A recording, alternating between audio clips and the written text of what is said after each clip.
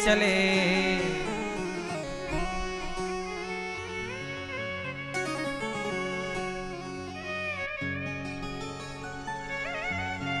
उद्धव जी जब वृंदावन पहुंचे तो भगवान के सखा थोड़ी दूर तक जाया करते थे कि कन्हैया शायद आज आए। रोज जाते, कोई नहीं आए तो शाम को वापस आते। नंद बाबा बोले कन्हैया आया, लाला कन्हैया आया। मैया बोली ना बाबा, मैया आज तो ना आयो लाला, अच्छा कल आएगो। तो ब्रजवासी फिर जाए, फिर इंतजार में कोई पेड़ पे चढ़ के देखे, कोई ऊंची जगह पे जाके कन्हैया आ रहा क्या, रास्ता तो यही है। कोई रथ, कोई भी यात्री आता हुआ दिखाई पड़े तो थोड़ी देर खुश हो जाए, देखो कन्हैया आ रहा है, आके देखे तो उसमें तो कोई और था। पर आज फाइनल एक वही रथ दिखाई पड़ा। अरे मनसुखा मंगल श्री दामा आ रहा है, आज कन्हैया हमारा आ रहा।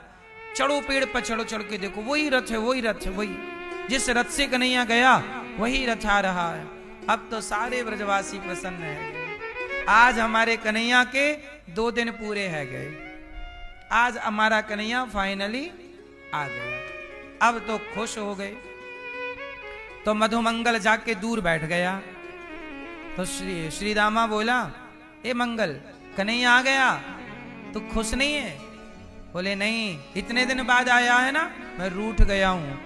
बोलना कि मंगल वहां बैठा रूठा, जब तक वो मनाएगा नहीं मैं मानने वाला नहीं। अब तो जब रथ आने लगा तो सारे ब्रजवासियों को रहा ना गया, पेड़ से उतर उतर के दौड़ रहे हैं। तो मधुमंगल बोला मैं कब तक रूठा बैठा रहूंगा, बाद में रूठ लूंगा, पहले चल के कन्हैया से मिल तो लूं, एक बार गले तो लगा लूं, बड़े दिनों बाद आया है, बाद में रूठ लूंगा, एक बार उससे मिल लूं, गले तो लगाऊं। दौड़ पड़ा तो सब पीछे रह गए, मंगल ही आगे निकल गया तेज दौड़ के। तो श्री दामा बोला वाह, अभी तो बोला था कि मैं रूठा हूं, अब तू ही आगे जा रहा है। तो मंगल बोला क्या करूं, तू ही बता, रूठने का तो बाद में भी मौका मिलेगा, पर कन्हैया को इतने वर्षों के बाद गले लगाने का मौका बार बार थोड़ी मिलेगा, इसलिए आज मिल लेता हूं, कल रूठ लूंगा। अब गए तो रथ को घेर के खड़े हो गए, कन्हैया आ गया, कन्हैया आ गया, कन्हैया। पर वो कन्हैया नहीं थे, वो तो कन्हैया का भेजा एक संदेशा लेकर कन्हैया के मंत्री उद्धव जी आए थे। उद्धव जी रथ से बाहर निकले, कौन हो तुम लोग? हम कन्हैया के मित्र हैं, ये मनसुखा, ये श्रीदामा, ये मधुमंगल, ये सुखमय। अच्छा, तो ये इतने सारे तुम कौन हो? मित्र, हम सब कन्हैया के परम मित्र हैं, सखा। अच्छा ये बताओ तुम कौन हो? हमारा कन्हैया कहाँ, जल्दी निकालो। उद्धव जी बोले भैया कन्हैया? कौन कन्हैया? कोई कन्हैया वन्हैया को हम नहीं जानते। अरे हमारो कन्हैया वाके संग हम खेले कबड्डी, और हमने तो वाके पटकना भी मारे, एक पटक दी हमने। श्री दामा बोला हमने 2 पटकना मारे थे। कहां कन्हैया, बाहर निकल। अब कहां निकले कन्हैया? तो बोलिए कन्हैया कौन है? उद्धव जी बोले मैं किसी कन्हैया को नहीं जानता, लेकिन मैं कृष्ण का संदेशा लाया हूं। हाँ हाँ, मेरे कृष्ण का नाम ही कन्हैया है। अच्छा, तो मैं उनका संदेशा लाया हूं। अब तो सारे ग्वाल वाल रोने लग गए कि आया नहीं, संदेशा लाया। आगे ग्वाल वालों को रोता देख करके उद्धव जी बोले कि देखो तुम रो ना, पहले ये बताओ कि कन्हैया की मैया कहाँ रहती हैं? यशोदा। श्री दामा मनसुखा रोते रोते बोले कि ये जो धार पानी की दिख रही है, ये पानी की धारा के किनारे किनारे चले जाओ, जिस घर से ये धारा निकल रही बस वही घर यशोदा का। तो उद्धव जी ने कहा कि ये धारा घर से क्यों निकल रही है? बोले ये धारा पानी की नहीं है, अश्रु की धारा है। इतने आंसू गायों के, गाय रो रही हैं कृष्ण के लिए, हजारों गोपियां रो रही हैं, यशोदा नंद बाबा सबके आंसुओं की ये धारा ये पानी की तरह नजर आ रही है। अब उद्धव जी बोले कितना आंसू। चले गए धारा के किनारे किनारे, तो वो धारा एक घर से निकल रही थी। उद्धव जी रथ से उतरे, दरवाजे पे गए, बोले मैया मैं कन्हैया का मित्र हूं। उस समय मैया पालकी झुला रही थी, और पालकी पे क्या थी? तकिया। तकिया को ही वो कहे मेरा कृष्ण है, खा लिया ना, चल अब सो जा। झूला झुला रही है मैया। जिस पलने पे कभी कन्हैया झूलते थे, अब उसी पलने पे कन्हैया की यादों के झूले झुला रही है मैया। याद, अब क्या बची? याद बची। हर व्यक्ति की एक ना एक दिन यादें रह जाती हैं। कन्हैया चले गए तो कभी झूला करते थे, उनकी याद। कन्हैया, मैया बोली कि लाला सो जा, कब से तुझे सुला रही हूं, सोया ही नहीं। उद्धव जी बोले मैया मैं कन्हैया को मित्र हूं। तो मैया बोली लाला ने चुप रहो, अभी अभी दूध पिलाए के बाद को सुलाई हूं, तुम शोर मचाओगे जाग जाएगा मेरो लाला। उद्धव को लगा ये पागल महिला है कौन। तो यशोदा से पूछा मैया ये बताओ ये यशोदा मैया कहाँ है? तो मैया बोली, तब तक बाबा आए, नंद बाबा। बाबा बोले भैया आपका परिचय? मैं उद्धव हूं, ये बताओ यशोदा कहाँ है? नंद बाबा बोले ये यशोदा है। बोली यशोदा? ऐसी ये तो पागलों की तरह व्यवहार, खाली झूला झूला रही हैं, कह रही है तकिया को कृष्ण है। नंद बाबा ने कहा उद्धव आप थोड़ा ज्ञानी हैं, पर आप ज्ञानी हैं ये प्रेम की भाषा है। ये क्या है? ये प्रेम है जो प्रेम गली में आए नहीं, प्रियतम का ठिकाना क्या जाने जो। जिसने कभी प्रेम किया ही नहीं, वो प्रेम निभाना क्या जाने।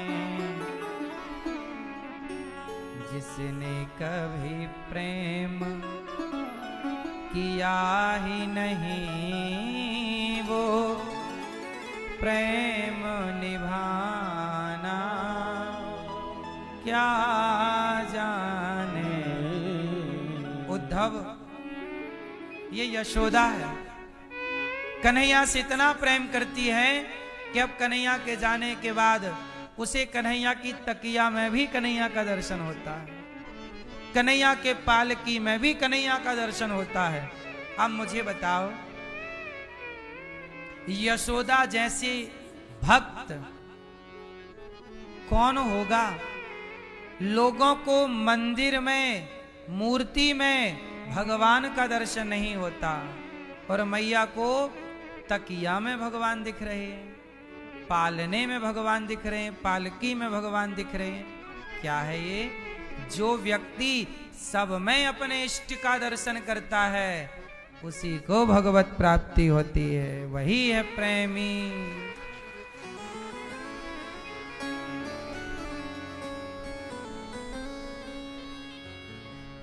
इसलिए जो वेद पढ़ें और भेद करें। अब कुछ लोग भेद करते हैं, तुम बड़े, तुम छोटे, तुम ऊंचे, तुम नीचे। कोई ऊंचा नहीं, कोई नीचा नहीं, कोई बड़ा नहीं, कोई छोटा नहीं। जो वेद पढ़ेगा, जो शास्त्रों को जानेगा, जो भगवान के सिद्धांत पर चलेगा, वो जीव मात्र, चाहे कुत्ता हो, बिल्ली हो, इंसान हो, वो किसी से नफरत कर ही नहीं सकता। जो नफरत करे कि तू नीचा है तो ऊंचा है, तू बड़ा है तो छोटा, वो इंसान, वो सनातनी नहीं है जो भेद करे। इसलिए हमारी संस्कृति सिखाती है, हम लोगों में आपस में भेद डाल दिया लोगों ने, मुगलों ने, अंग्रेजों ने भेद डाल दिया और हम लोग जातियों के नाम पर लड़ने लग गए। आज भी हमारे देश में लोग कहते हैं, कुछ लोग, ये ऊंचा है, ये नीचा है, छोटा है, बड़ा। कोई छोटा बड़ा कहाँ है? कोई छोटा बड़ा कहाँ है?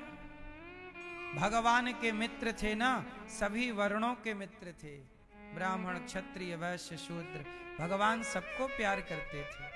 शबरी शूद्र वर्ण की थी, यदि आज की भाषा में कहें दलित समाज से थी, लेकिन राम ने शबरी के बेर खाए, गले लगाया कि नहीं? निषाद को गले लगाए कि नहीं? जब भगवान भेद नहीं करते, हम कौन होते हैं भेद करने वाले? जो वेद पढ़ें और भेद करें, मन में नहीं निर्मलता आए। कोई कितना भी चाहे ज्ञान कहे, भगवान को पाना क्या जाने। भगवान को पाना हो तो भेद नहीं, क्या करना है? प्रेम। यशोदा माँ कन्हैया का दर्शन तकिए में कर रही है, कन्हैया सो जा।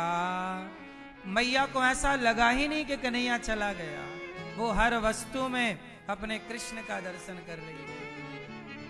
ये तो संसार को लग रहा है कि कृष्ण चले गए, पर यशोदा माँ की दृष्टि से देखो तो कहीं नहीं गए। प्रहलाद के नजरिए से देखो तो भगवान सब जगह है, खंबे पे भी भगवान है। भाई आंखें आपकी किस तरह की हैं?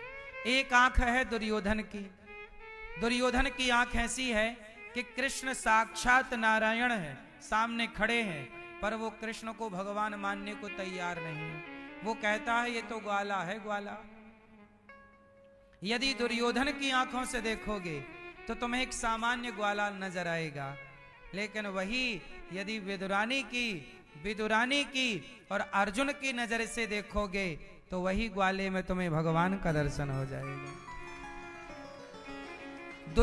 यदि हिरण्यकश्यपु की दृष्टि से देखोगे तो खंबा दिखेगा, पर प्रहलाद की दृष्टि से देखोगे तो खंबे में भगवान दिखेंगे। नामदेव की नजर से देखोगे, सामान्य नजरों से देखोगे तो कुत्ता दिखेगा, पर नामदेव जी की नजर से देखोगे तो कुत्ते में भी विट्ठलनाथ जी दिखेंगे। इसलिए भगवान का दोष नहीं है, दोष इन निकम्मी आंखों का है जो ईश्वर को देखना ही नहीं चाहती। संसार दिखता है पर संसार में सार नजर नहीं आता। घड़ा तो दिखता है पर मिट्टी नजर नहीं आती। गोल्ड आभूषण तो दिखते हैं, सोना नजर नहीं आता, जबकि सोना ही आभूषण है, माटी ही घड़ा है, पर आपको क्या दिखता है? ये घड़ा है। कोई नहीं कहता कि ये माटी है। कुम्हार भैया माटी दे दो, कोई नहीं कहता कुम्हार भैया घड़ा दे दो, जबकि है क्या? जैसे है माटी पर व्यवहार में कहा गया घड़ा, ऐसे है कण कण में भगवान, व्यवहार में कहा जाता है ये स्त्री है, ये पुरुष है, ये छोटा है, ये बड़ा है, ये चींटी है, ये हाथी है, ये पेड़ है, ये पौधा है। व्यवहार में पेड़ पौधे हैं, स्त्री पुरुष है, लेकिन तत्व की दृष्टि में सब में वही एक कृष्ण है। हर घड़े में एक ही माटी है, पर माटी नहीं दिखती, क्या दिखता है? घड़ा। इसलिए ये दुनिया गोरख